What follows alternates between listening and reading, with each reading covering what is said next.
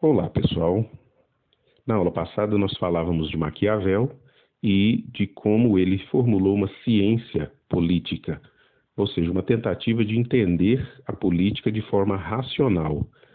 Outras pessoas também fizeram isso.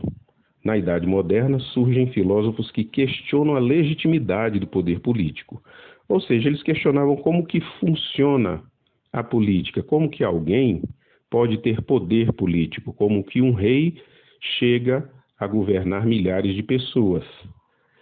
Eles concordam num ponto, que foi através do pacto, do contrato que as pessoas conseguiram fazer com que a sociedade funcionasse. O rei só tem poder se as pessoas concordam com isso. A polícia só tem poder se as pessoas reconhecem e concordam com o poder dos policiais.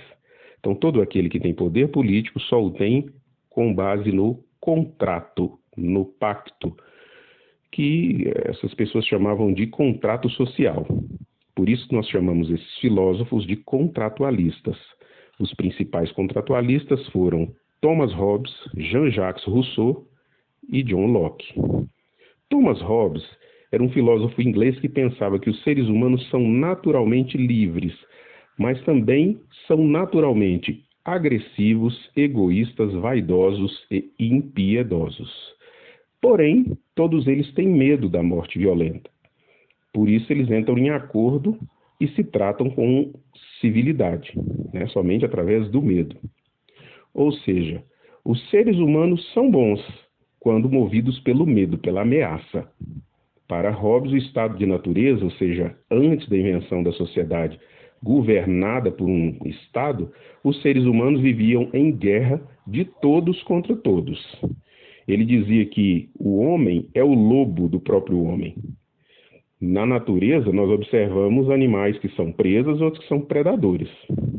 Para o Hobbes, o homem é o predador do seu semelhante. Se os dois estão famintos e apenas existe um prato de comida, a tendência é o conflito e a morte por um prato de comida, e não a divisão da comida em duas partes e os dois ficarem vivos. Mas existe o medo da morte, o medo do sofrimento, e os seres humanos vão abdicar da sua liberdade e ser tratados um bem pelo outro, e obedecerem a um rei ou a uma assembleia, mas por puro, mais uma vez, por puro medo. O medo é a raiz da civilidade. Então, dessa forma, o Hobbes defende uma monarquia absolutista e um Estado que centralizasse a lei, a noção do que é justo, do que é injusto, defendesse a vida dos cidadãos, mas para isso, esse Estado deveria ter o monopólio da violência. Tinha que ser um Estado que metesse medo nos seus cidadãos. Falamos, e mais uma vez eu reforço, o que o ser humano faz de civilidade é movido pelo medo. O livro que o Hobbes escreve, essa teoria, chama-se Leviatã. Leviatã é um monstro descrito na Bíblia no livro de Jó, capítulo 41. O Estado para o Hobbes tem que ser o Leviatã.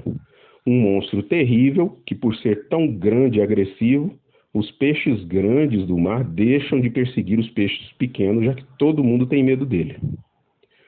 Para o Hobbes, o Estado deve ser ameaçador.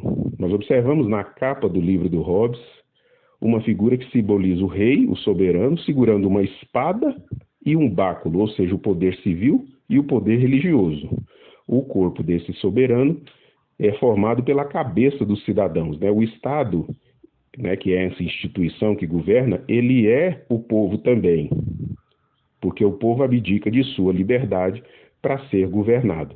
Para o Hobbes, só assim que a sociedade pode funcionar, com uma monarquia e ameaçando e cuidando dos seus cidadãos. É isso aí.